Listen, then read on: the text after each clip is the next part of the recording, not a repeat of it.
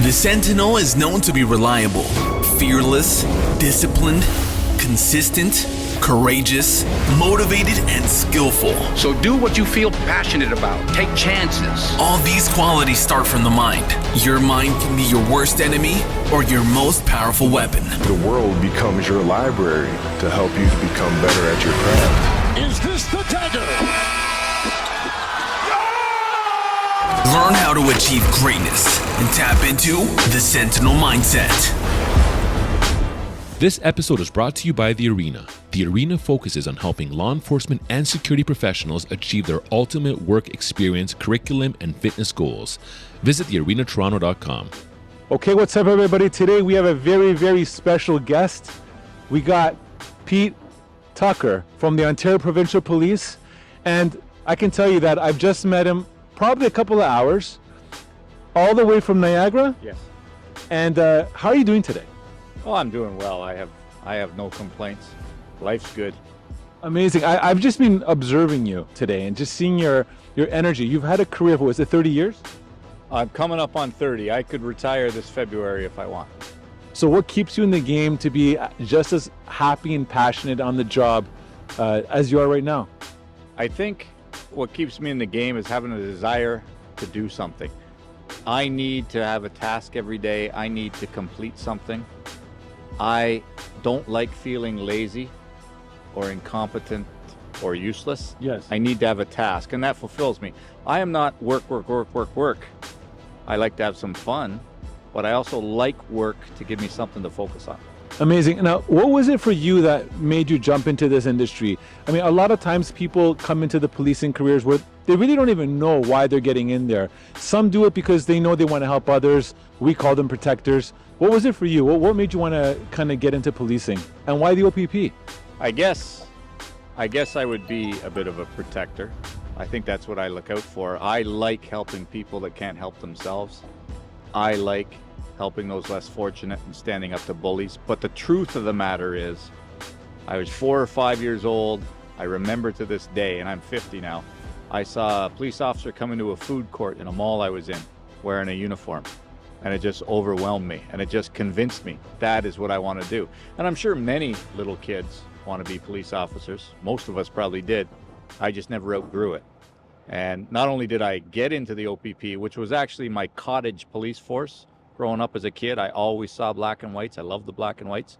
Not only did I get into the OPP, I got into the OPP straight out of university. Actually, while I was still in university, I had to finish it. So I've never had another adult job. This has been my career. So I'm 50 now, and I got in the process when I was 22, and I reported to Pickle Lake when I was 22. Or 22, yeah.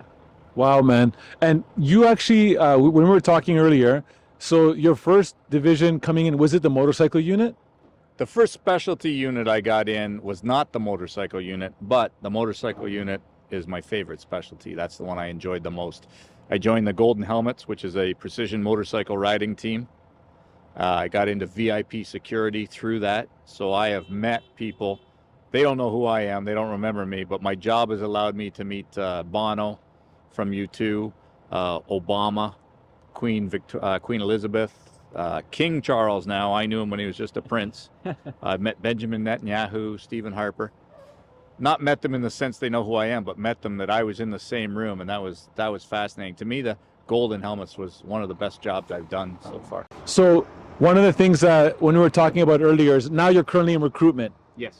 And you told me that you have so much joy to be able to pour into people because, again, I think what I think is so important, and you possess that as a recruiter, is that passion that had you come into it, you're kind of utilizing that same effect now for people coming into the OPP for that kind of same journey.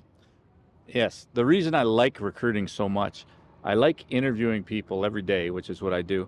And the reason I like interviewing these people is we have something in common. I love being a cop. I love the OPP. Now I get to talk to people who want to be OPP. They want to be police. It's something I have a passion for, and I get to talk to people every day about it. So while I first got into recruiting, mostly because of COVID and the courts shutting down and some redeployment, I actually fell in love with the job. It is fantastic. I like everything I do every day. And leaving my mark is not exactly correct, but to choose officers and suggest officers that represent my values so that when I'm retired for 20 years, I look back and I can say, hey, that person is an upstanding officer, that person's a good worker. I suggested that person, they're doing a good job. I never want to be embarrassed by the people I suggest, and I never want my coworkers to look down on my suggestion and say, what was Pete thinking? Right. You know, I want it to be truthful and honorable. That's what I'm looking for. Amazing. One of the things that you said upstairs was when you were with your career in the motorcycle unit, you had an accident. Yes. And that accident, I'm going to say, was pretty severe. But Well, I was in a coma. I don't remember it, but yeah, it was severe. so what I'd like you to share that story, because one of the things that I got from there is like, it was very inspirational to hear how you navigated around this, in my opinion, many would identify as a tragic accident, and how your mindset was so strong to help you overcome the obstacle that we as humans have, and that is our mind, right? To be like, you know what I mean? So why don't you share a little bit what happened? I'm flattered with what you're saying, but I didn't do it on my own. Yes, I did do it. Yes, I was determined. Yes, frankly, I lived.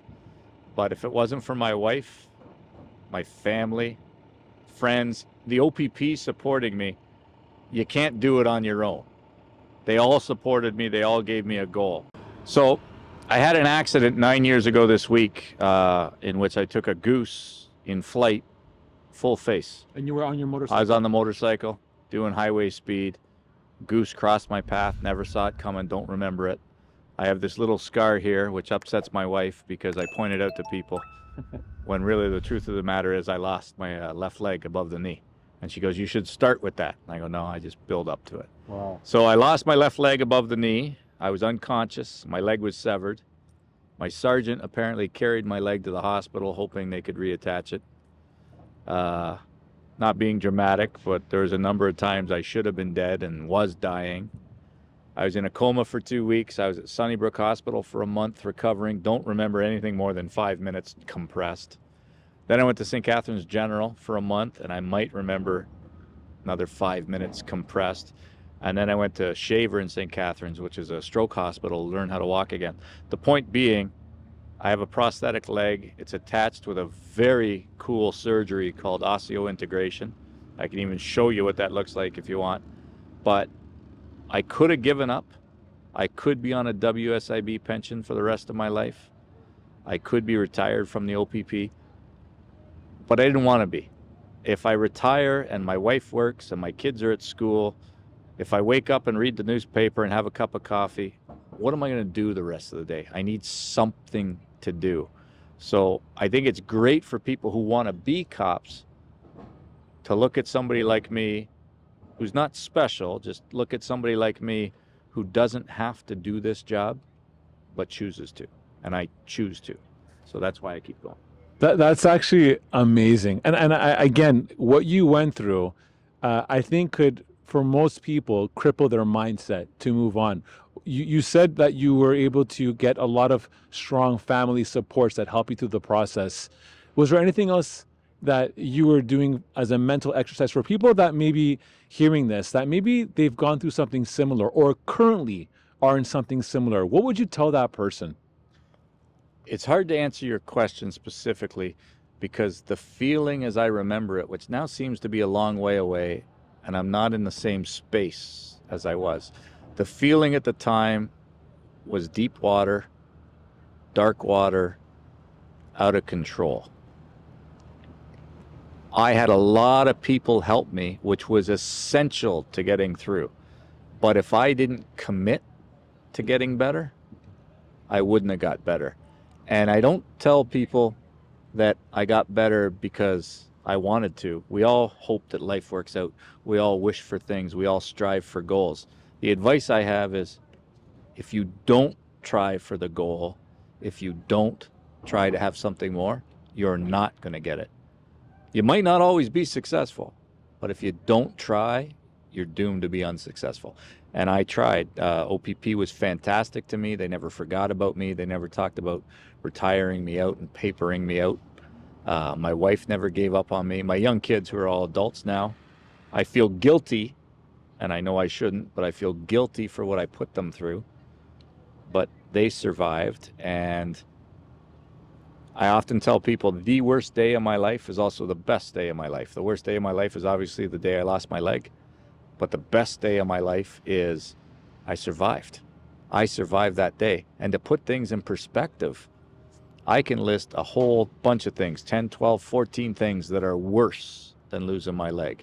And just to be brief, if my wife passes away, if my kids pass away, if my brother gets injured, if a good friend of mine gets cancer, yeah, losing my leg is bad, but I'll trade all that so that they're all okay. If this is the price I pay for everybody to be okay, then that's fine. I'm not thrilled with it, but I've accepted it.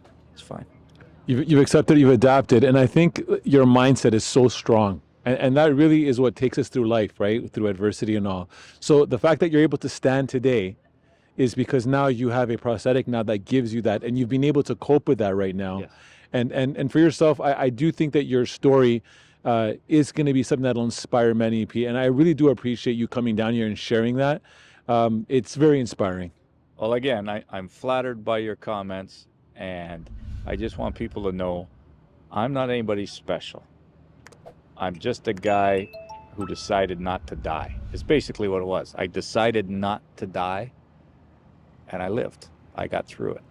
So I'm happy with that. Well, thank you for what you do. Thank you for everything that you do for the communities. And today has been a fantastic event. We've had an incredible representation from the OPP from many, many divisions. And I'm very glad to have met you, Pete. So thank you. Thank you for coming down. Thank you.